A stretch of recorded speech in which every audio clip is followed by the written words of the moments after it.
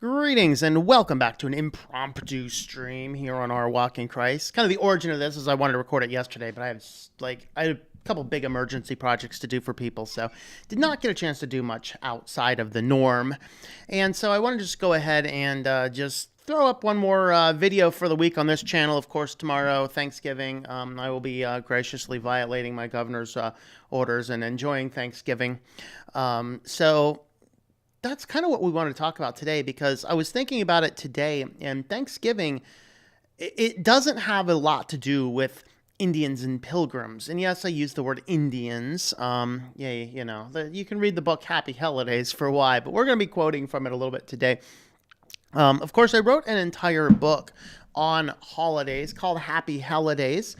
It covers all of the major like Christian holidays here in America. We do a discussion on what is a holiday, and we talk about consumerism, and then we go into New Year's, Valentine's, St. Patrick's Day, Easter, Halloween, Thanksgiving, and Christmas. Then we look at Old Testament holidays and a few other odds and ends. And when we start talking about holidays in the Christian realm, some people, of course, believe that holidays in and of themselves are all coming from pagan resources. And there's elements of that is true, and there are elements of that is false.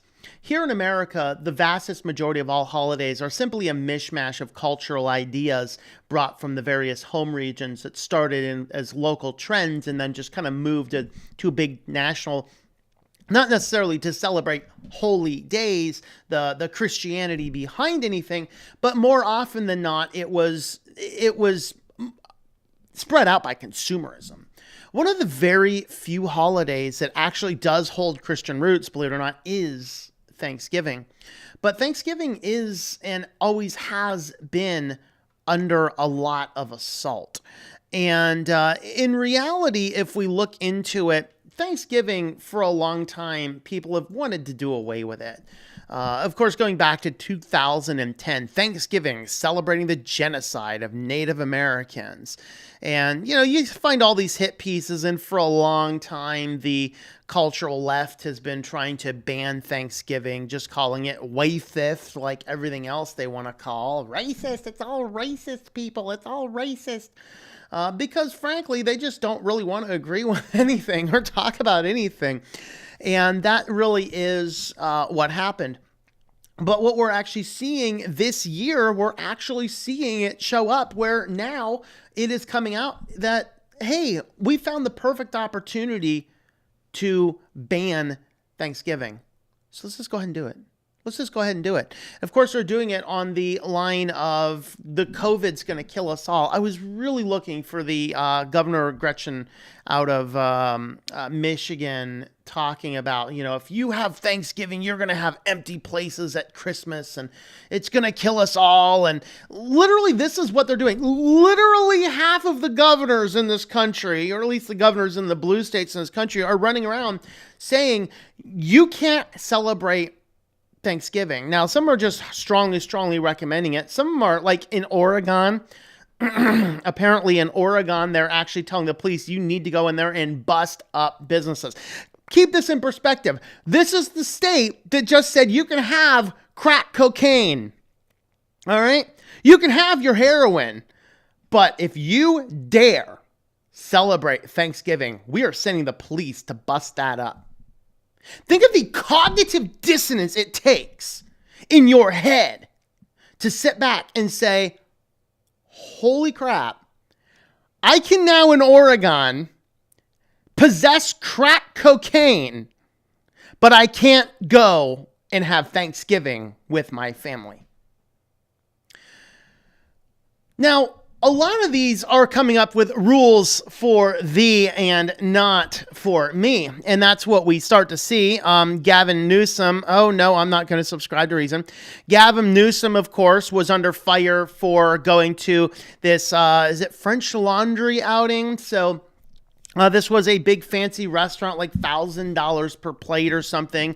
And, you can see here he is. There's nobody's masks. There's no social distancing. And other witnesses have come out recently saying, yeah, there was absolutely, and it was indoors, no masks, no social distancing, nothing. Because it's not about following these rules. He's not going to follow this stuff, but he expects you to follow this stuff. In fact, if you try and worship, he's going to shut you down. Just ask John MacArthur. If you try and have Thanksgiving, no, that's illegal. If you just so much as had people at your house to watch a movie, he's going to threaten to shut off your utilities. You know, the agent of death is coming for you after all. And this article kind of goes into some of the controversy where, and of course, he comes out with this half-hearted apology. Well, what I should have done is I should have got up and left because it was a bigger crowd than I thought. I'm sorry. No. New York. I want to cover this one here. New York has 24,000. Now, this is going back November 11th. So this is fairly recent.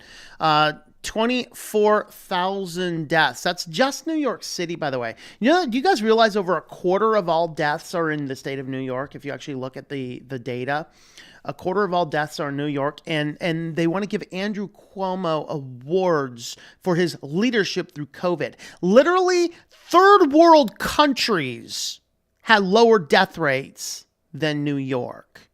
And we want to give this buffoon an award. Of course, he wants to get together with his 89-year-old mother and 2 daughters. Now, if you're in New York, you're not allowed to get together, but he's going to go ahead and get together. Now, after the controversy, plans might change. In fact, he doesn't even say in his official statement here that he's going to cancel the plans. He says down here, my mother is coming and 2 of my girls are in the current plan, but the plan changes, but that's my plan. Double speak much? Rules for thee and not for me. That is what they want to do. Of course, talking about rules for thee, not for me. The Hill has this one. Biden, this is the guy that allegedly has had more votes for him than any other president. He says there should be no more than 10 people. This is the tyrant you guys want to put in office? Very interesting. Of course, down here, President-elect Joe Biden. I got news for you, Hill. That is fake news because Joe Biden is not president-elect until the Electoral College certifies the election across all of the states or he passes the 270 electoral votes. Now, that may happen. I'm not going to say if that's going to happen or not going to happen. I did an entire video on this channel about the exact person who is going to be president on January 20th is the exact person that God wants to be president. There is no way Democrats can vote their way out of God's sovereign choice.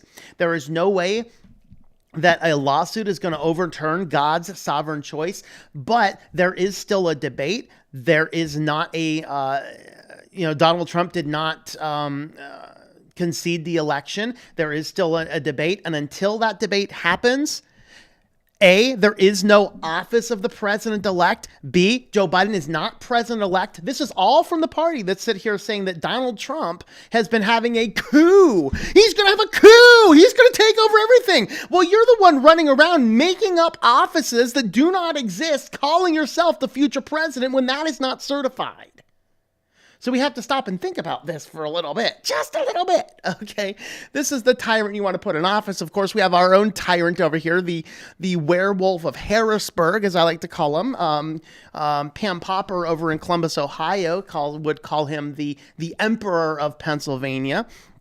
And we have to keep this in perspective. So let's see, March, April, May, June, July, August, September, October, November. We are now 9 months. That is 3/4 of a year. Whoa, where's my fingers? 3/4 of a year. We have been under an unconstitutional authorship of a man who appointed somebody to pass a lot of rules and restrictions on us. So an unelected, appointed person is making up the rules for Pennsylvanians.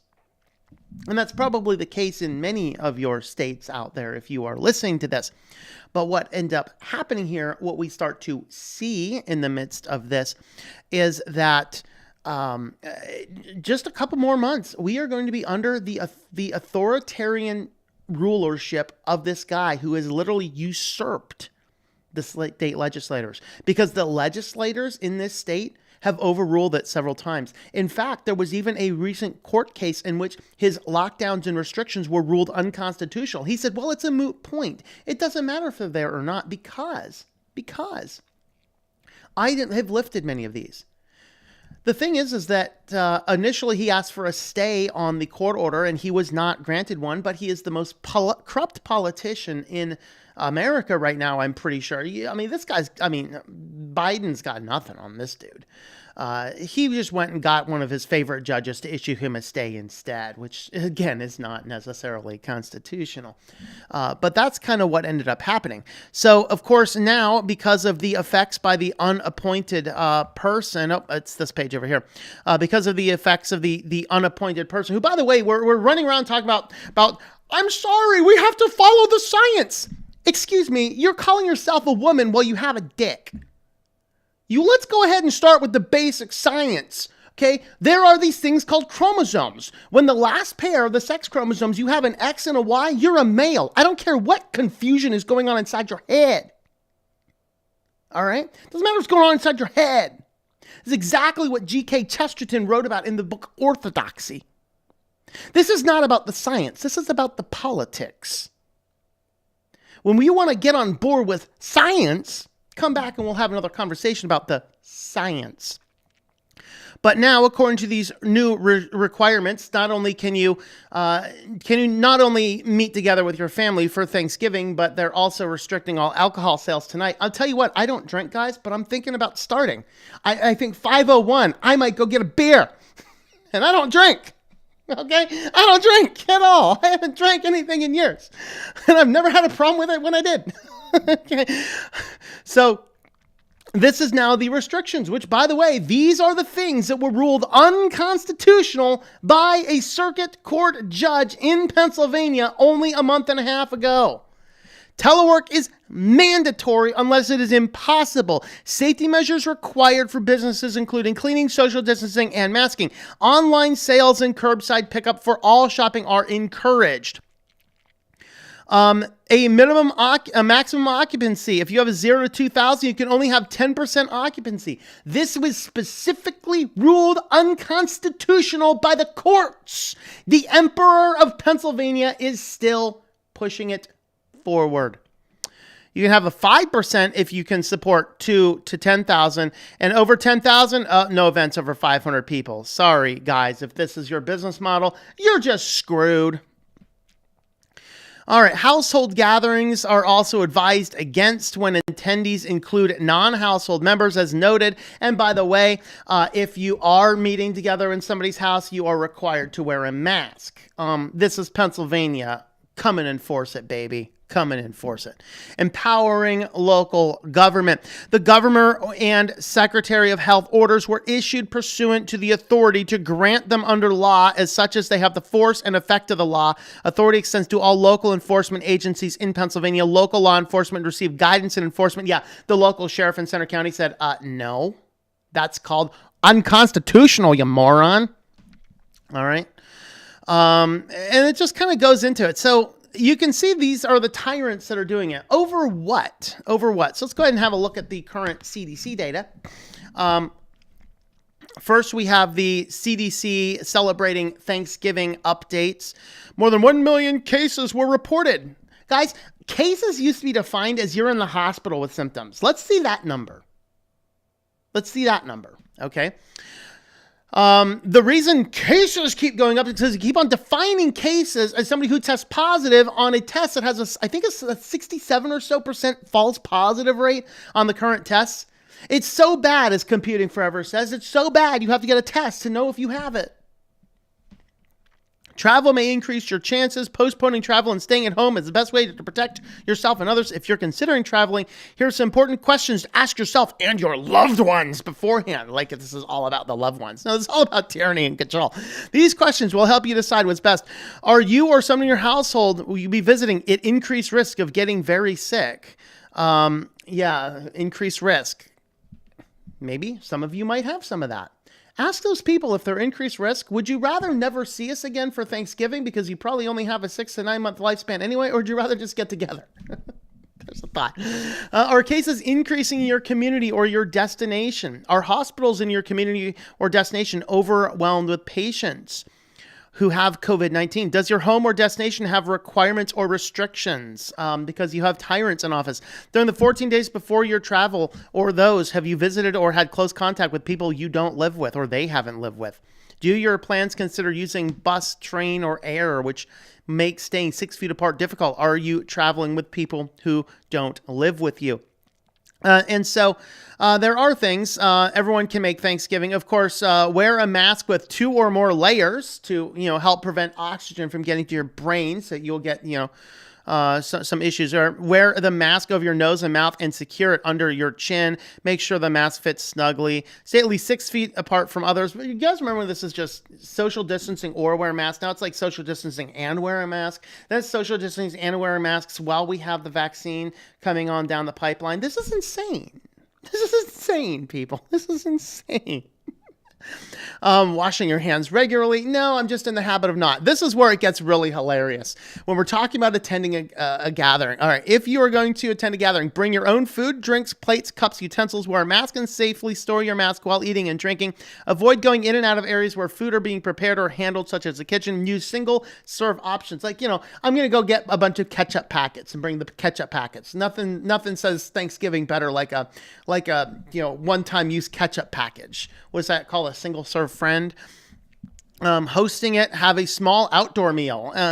What's the temperature right now? Hold on. Let me see. The temperature is up here. Now, I know down there in Los Angeles or Texas, maybe in Florida, sure, you can have yourself an outdoor party. And if you have a place outdoors, that's probably where I'd be having it. But up here in Pennsylvania, it's cold. It's cold. Of course, my phone's accessing the network, weather network on Tor, so it's going to take a second to load. Have a small outdoor meal. Yeah, limit the number of guests. Have conversations with guests ahead of time to set expectations. You can't stay more than 2 hours. 2 hours and 1 minute. That COVID's going to jump all over you guys. I mean, come on.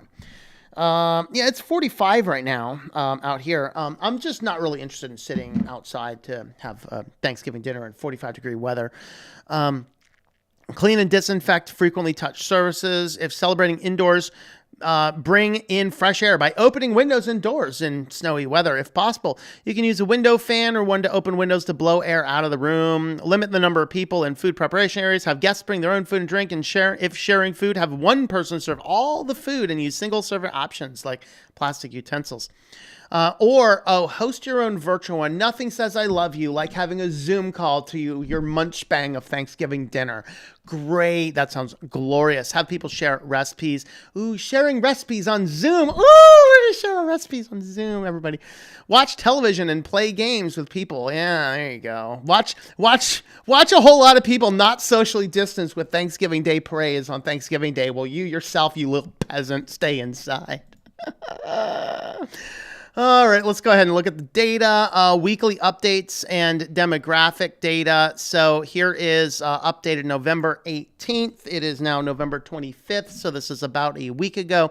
There have been a total of 231,000 deaths. By the way, this is deaths with COVID, not deaths of COVID. You have to keep that in mind.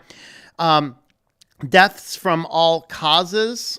Deaths involving, and that's exactly what the chart says up here, involving COVID. All right. Deaths involving COVID and pneumonia, excluding influenza. So these are deaths that have had COVID and pneumonia. I think I sorted something. Hold on. Let me refresh this page. I think I accidentally sorted something when I did that. We want to keep our numbers as they were. So here is your involving COVID and pneumonia, 105,000. So about half of those. There was a strong case of pneumonia here. Here is involving influenza with or without. So all influenzas involving pneumonia, influenza, or COVID. So you can see that number's up a little bit higher. So this number here, now let's have a look at these death rates. So under 1 year of age, there have been 27. These aren't rates, people. This is 27 total with COVID. Is that of? 16, 1 to 4, 5 to 14 is 40, 15 to 24, 418. 418. 418 college students died drunk every year. Okay. No, I just made that number up out of my head, but based on seeing the local news and the number of people that die here in State College of drunken related stuff on college campuses, that's probably not too far out. Actually, I think it's probably higher. I have looked that number up. 25 to 34, 1,769. Then we go up. It really only gets seriously high numbers above 65. And this is what we've known all the whole time. 85 and over. This is why here in Pennsylvania, the number one comorbidity for a COVID death is dementia. Yeah, when you get diagnosed with dementia, you have less than 6 months to live. All right. So that is the breakdown. Again, we don't want to see anybody die, but right now the current death rate, well, actually, let's just go ahead and over here. I'll comment on it when I see it. So this is week 46. This is ending November 14th. So this is about a week ago. This is the summary. And of course, week 47 will be released on November 30th instead of Friday the 27th. So we're a little behind on the numbers here by just a couple of days. So going back, these spikes over here, these are, these are week 2. Okay, so this is going to be that March spike. So this is that March spike. We weren't quite sure what was going on. And what we have over here is we have the percent positive, so PIC and hospitalization rate. So PIC is people, and by the way, they changed these numbers back in July to make the numbers still count. So the percentage of deaths due to pneumonia, influenza, and COVID. So pneumonia, influenza, and COVID, now it's all looped together to keep making the data look scary. Now we actually have the spike up because we're at the beginning of flu season. Shocking how they forgot to tell you that. This is the percent positive is the blue line. The hospitalization rate is the gray line. The green is the percent of deaths. So we have 15% of deaths. We have the red is percent. Now this gray bar over here, this is the region that we do not have accurate data yet. So whether it goes up or down, whatever else, that is yet to be seen. But what we're seeing here is we had this big spike. This is really the dangerous spike. But again, we're going to look at where this dangerous spike happened. We had another spike over here, and you can actually see we've kind of leveled off on the percentage of deaths. This is pretty much leveled off. The percentage of CLI, this is COVID-like versus ILI, this is influenza-like. So influenza-like is your yellow line, your red line is your COVID-like. That's kind of what we are seeing. And then percent positives over here. Looking down, here's some key points. Let's see, nationally, all surveillance indicators were showing increase in the infection among associated illnesses and deaths. The percentages are still going up. Let's see. That's what they said there. Actually, I think the percentages are. This one's a neat one here. So what we're looking at is the blue bars represent the number of specimens tested. Do you find this interesting correlation between the number of specimens tested and the peaks? As the blue specimens tests go down, the cases go down. As the tests go up, the cases go up.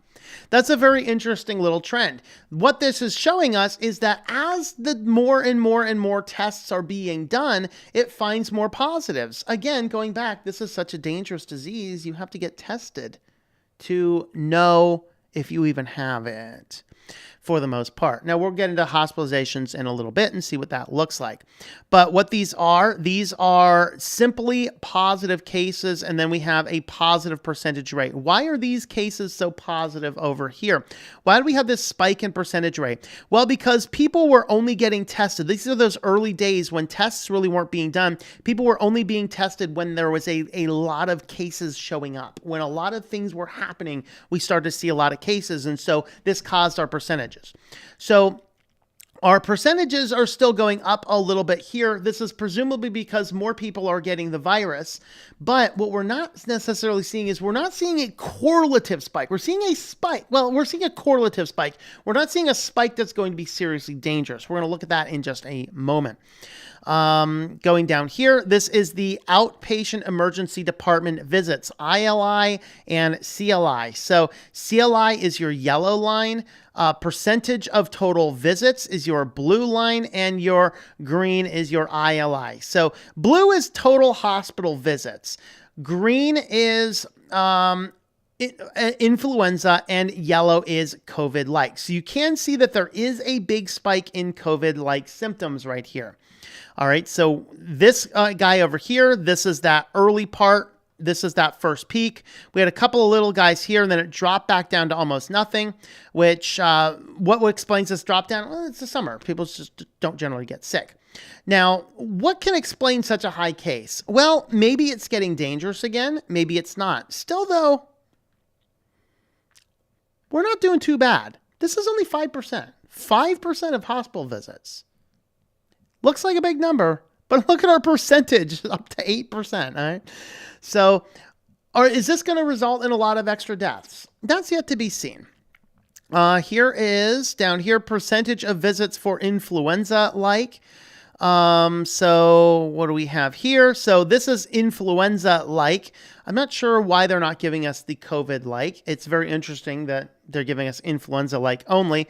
0 to 4, this usually is pretty high because when a child gets like infant gets the flu, it's pretty bad. And then you can see here that there's really nothing else that's out of the ordinary. So there's nothing here that's to write home about. Of course, this is the very beginning of the year. We're pretty much about where we were, except it looks like infants are doing quite a bit better. It looks like our 5 to 24s are doing really well. Yeah, everything's pretty much looks fairly normal as far as influenza is concerned. Again, we're only looking at influenza, and I don't know if they're including COVID in this one. The chart's not clear. Up here, we have a separate one for influenza and for COVID. Down here, we have just the influenza. All right. So here is ILI activity. This is influenza-like infections. Very high. We can see here that number of jurisdictions reporting. And what we're seeing here is the most cases are in the minimal. There's a few in the low. There's a couple into the high ranges that we have to keep an eye on. And here is your hospitalizations. Now this guy here is good because this hospitalizations is giving us our age gratifications. So stratifications. Wow. Our age stratifications, weekly COVID-19 associated hospitalizations by age groups. So 0 to 14, we can see nothing. These are the COVID ones.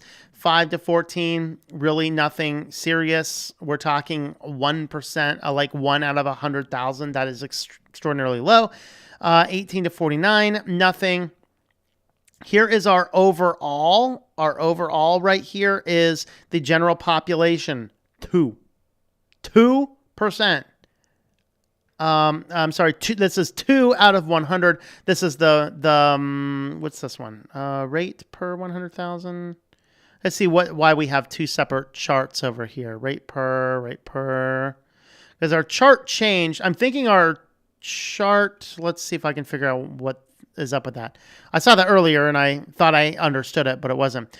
Examining all ages, adjusted rate age. Let's see. Among hospitalizations, 95.5% had information rate ethnicity. I don't want to see ethnicity stuff. Trying to figure out why we have two separate charts over here. Let's see. Weekly hospitalization rate among adults 65 and older is approaching the peak weekly rate observed during the ending of April 18th. So ending of April 18th, that is right around, let's see. I think that should be around here somewhere. Here or here. So this guy here is your 65 and older. And this guy here is your 50 to 64. What I'm going to throw out an educated guess that this higher chart is your dashed line maybe, and this is your non-dashed line. I think that's what it's going to look like. It's very weird to put two lines over here and not indicate which is which. But what we are seeing is that, again, it remains to be a problem among the elderly. It's the same thing we saw before. It remains to be a problem among the elderly.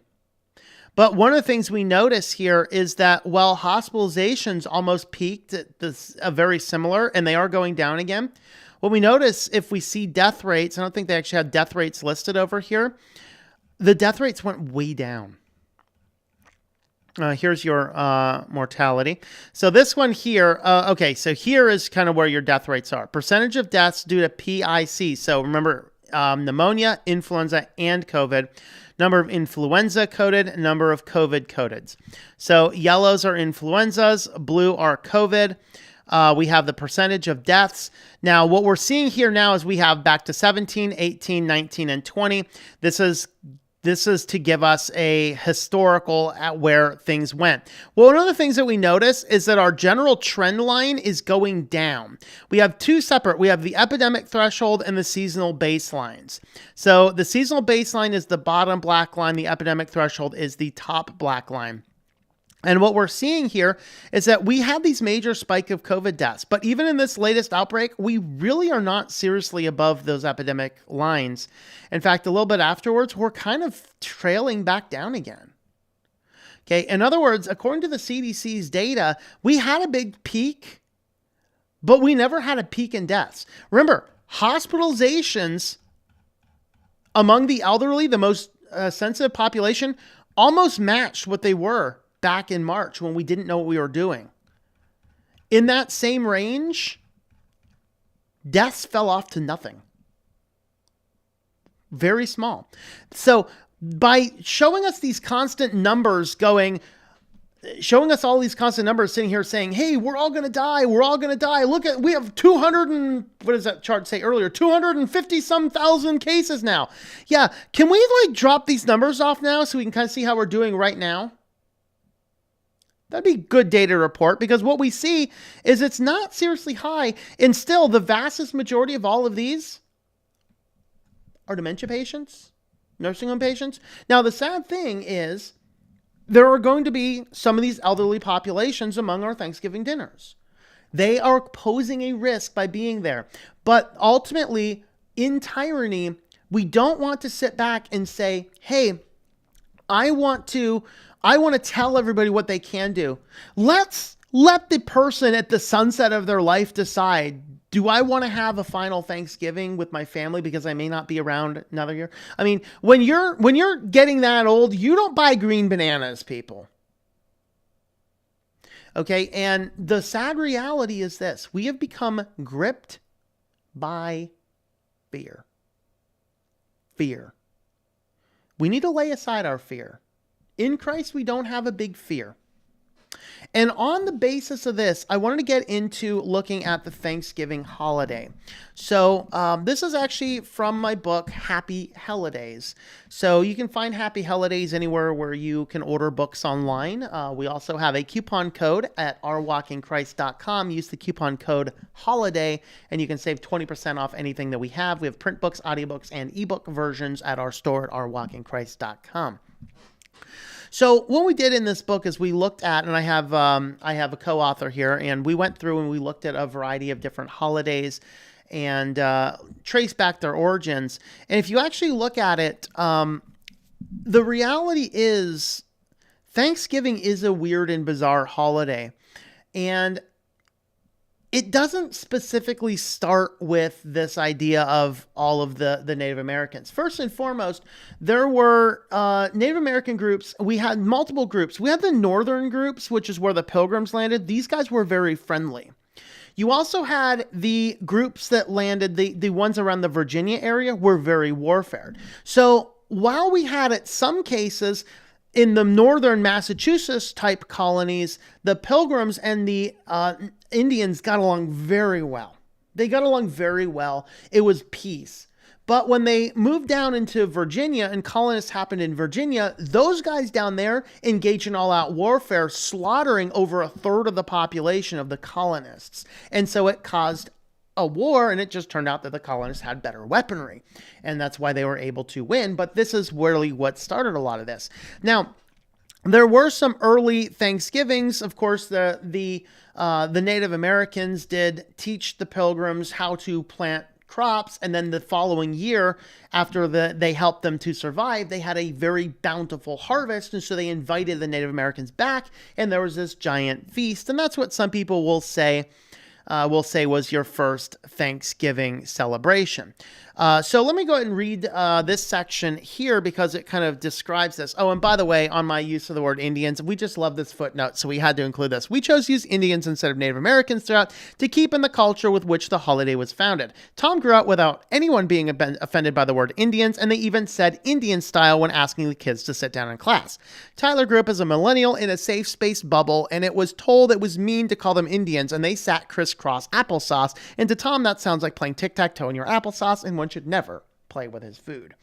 All right. So anyway, certain groups have started making a big deal about the origin of Thanksgiving, saying they are celebrating the murder of Indians and the theft of their land. Sadly, the issue is more complex than to brush it off without examination. There was a feast, in fact, a few of them around 1621, and one of the first feasts, called Thanksgiving, was a 3-day celebration between the Pilgrims and the Indians. Pilgrims landed on Plymouth Rock in December, and if it was not for the help of the natives, they would have likely all perished. But with their support, the Pilgrims thrived. The following season led to plentiful harvest, and they shared a long feast with the tribe who helped them survive. Other accounts, however, hold traditional days of Thanksgiving as early as 1607 in Virginia, but while the Indian relations in the Northeast were generally peaceful, warring factions were breaking off in the more southern Virginia regions, and as of March 1622, the Indians massacred about 2/3 of the colonial settlements, as the natives in these parts believed white men merely wanted to kill the Indians to steal their land. To them, war was inevitable. Taken together, while the settlers did war with the natives warred just as much. Sadly as it is, war was the way of life back then. Being taken together, the modern Native American tribes are not completely against the Thanksgiving holiday because it was not specifically about the arrival of white settlers. It was more about giving thanks to any higher power. All right. So we go through, and my co-author actually did a whole section on Thanksgiving and the woke left who attempted to ban Thanksgiving. But what we actually wanted to do is go back into the origins. What actually started Thanksgiving? What actually started it? This might blow your mind to see this. So I'm going to read this section here. It might be a little bit lengthy, but we'll go ahead and read this section. Thanksgiving as a holiday does not have a specific origin as simple as Pilgrims and Indians coming together for a big turkey dinner. It is true the natives helped the Pilgrims survive in their first winter, and the Pilgrims reciprocated generosity during the bountiful harvest of 1621 with a feast. While these mostly peaceful celebrations were happening in the Massachusetts colonies, war with the Indians was threatening the population of settlers in Virginia, even causing the colonists to band together into larger cities for defenses. Even in these colonies, the people did still get together at least one time during the year for a day of Thanksgiving to God. The first known feast of Thanksgiving was not even in 1621, but in 1607, but the date has fallen out of favor, and that the original colony was soon after abandoned. This 1607 feast also did not include Indians, but rather was a celebration to God for good tidings, not unlike most of the congressional appointed Thanksgivings in America. Thanksgiving was specifically a Christian, or at least a deist, celebration. In 1621, the feast in Plymouth was dedicated to the Christian God, giving thanks to him for their bountiful harvest. The colonists who celebrated the feast were either separatists or Puritans. Both of these groups were very dedicated to Protestant Christianity, both being Calvinist reformers. The difference lay in that the Puritans wanted to clean up the corruption of the Church of England while maintaining their allegiance, but the separatists wanted to proclaim independence from the church. Both were dedicated specifically to the Christian God, and the Thanksgiving proclamations were an extension of their faith. As the country lay in birth pains of war, several days of thanks were proclaimed, sometimes more than once per year, and not generally following the pattern of November harvest. On the national level, Thanksgiving was proclaimed as a holiday of faith. The first congressional adoption called for national Thanksgiving began. For, quote, "For as much as is indispensable duty of all men to adorn the superseding providence of Almighty God, to acknowledge with gratitude their obligation to Him for the benefits received, and to implore such further blessings as they stand in need of, and having pleased Him in an abundant mercy, not only to continue to us this innumerable boundaries of His common providence, but also to smile upon us in the prosecution of just and necessary war for defense and establishment of our unalienable rights and liberties, particularly in that he hath been pleased in so great measure to prosper the means used for support of our troops and to crown our arms with the most signal of success. That is from the Congressional Thanksgiving Day Proclamation from the Continental Congress, November 1st, 1777. I would have a heart attack if Congress came up and declared the Almighty God in the declarement of the warring to protect our unalienable rights today. Yet we have rolled over and accepted it. We are allowing tyrants to take away our unalienable rights to get together and eat a turkey in November. We have become a culture who is on the brink of destruction because we will not stand up for our rights and our freedoms. And that is why I am defying my governor's orders tomorrow and engaging in a Thanksgiving meal. And if anybody's too afraid to show up because of COVID, God bless you. But for those of us that are not afraid, we are getting together. Come and find me, Governor. Throw me in jail. Maybe I'll read this. But it goes on, people. The first national Thanksgiving was celebrated Thursday, December 18th, 1777, and it was dedicated as a day of thanks for the victory of the Battle of Saratoga. This was only the beginning. Over the next decade, Congress issued several other national days for prayer, humiliation, and Thanksgiving. The next National Declaration of Thanksgiving occurred on a Thursday in November and was proclaimed November 26, 1789 by George Washington. Whereas it is the duty of all nations to acknowledge the providence of Almighty God, to obey his will, to be grateful for his benefits, and humbly to implore his protection and favor, and whereabouts.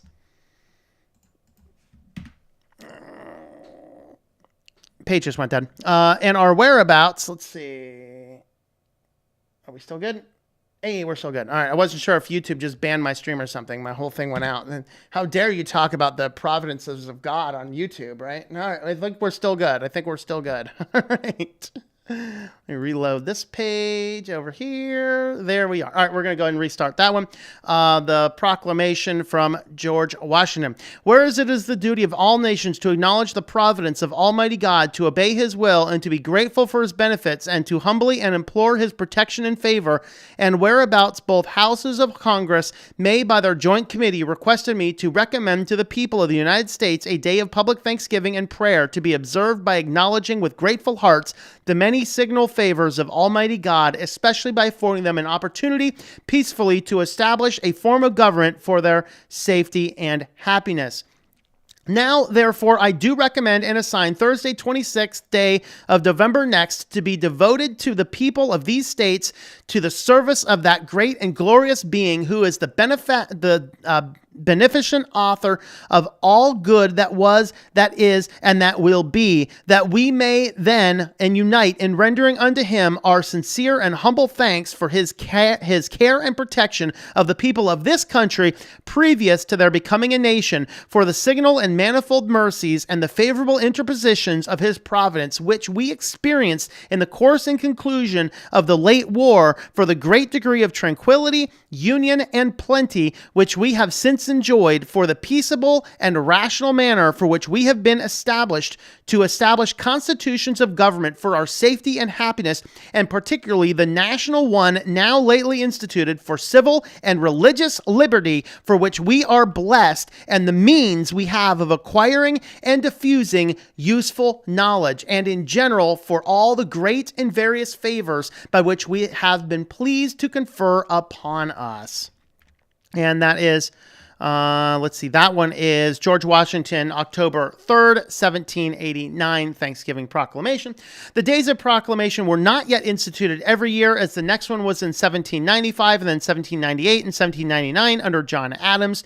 Jeffrey Thomas, the first non-believer to be counted among the presidents, did not declare any day of Thanksgiving, though Madison, also not a Bible-believing Christian, did see fit to renew the congressional interest in a nationwide Thanksgiving, and he proclaimed such a day in 1814, but the tradition of late November was not specifically linked to a proclamation of Thanksgiving. After Madison, the national proclaiming of Thanksgiving days were not recorded, though most of the states declared special days independently. The next national proclamation was declared by Abraham Lincoln in the middle of the Civil War. Secretary of State William Seward wrote, "It has seemed to me fit and proper that they should be solemnly and reverently and gratefully acknowledged as with one heart and voice by the whole American people. I do therefore invite my fellow citizens in every part of the United States and those who are at sea and those who are sojourning in foreign lands to set aside and observe the last Thursday in November next as a day of thanksgiving and praise to our beneficent Father who dwelleth in heaven. And I recommend to them that while offering up the ascriptions justly due to him for singular deliverances and blessings, they do also with humble penance to our national perseverance and disobedience to commend to his tender care all those who have become widows, orphans, mourners, sufferers of lamentable civil strife in which we are unavoidably engaged, and fervently implore the imposition of the Almighty hand to heal the wounds of the nation and restore it as soon as it may to be consistent with the divine purposes to full enjoyment of peace, harmony, tranquility, and union." After this 1863 proclamation, Thanksgiving has been nationally celebrated every year in November. Now we go into what set it as the fourth Thursday. What set it as the fourth Thursday? Consumerism. You can read about that.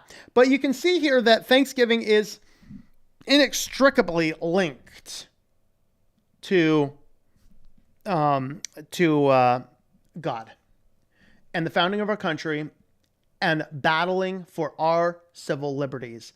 We have forgotten this. And this is very well why I think that God could be giving us Joe Biden as our next president, to teach us the hard lessons of what we have forgotten, what we have failed to stand up to do.